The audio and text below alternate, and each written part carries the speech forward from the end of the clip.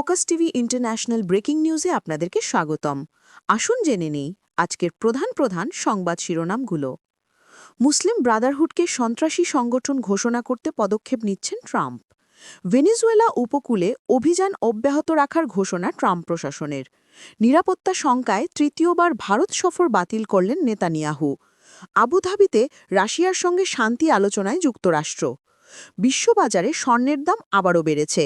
Federal reserve শিগগির সুদের হার কমাতে পারে এমন প্রত্যাশার কারণে সোমবার ২৪ নভেম্বর স্বর্ণের দাম প্রায় ১% বৃদ্ধি পায়।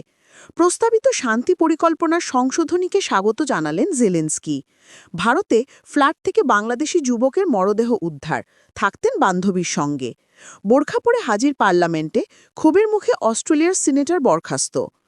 আফগানিস্তানে পাক হানাদার বাহিনীর অতর্কিত হামলা, নিহত ১০। কুয়ালালামপুরে শপিং সেন্টারে অভিযান, বাংলাদেশিসহ আটক ১২৪। গাজা যুদ্ধে ২ বছরে প্রকৃত মৃত্যুর সংখ্যা এখন পর্যন্ত ধারণার তুলনায় অনেক বেশি হতে পারে বলে জানিয়েছে জার্মান সাপ্তাহিক পত্রিকা জাইদ। ট্রাম্পের সঙ্গে ফোনালাপে তাইওয়ান ইস্যুতে চাপ দিলেন শি জিনপিং। বিপজ্জনক অচলাবস্থায় রয়েছে উত্তর ও দক্ষিণ কোরিয়া, সংঘর্ষের আশঙ্কা।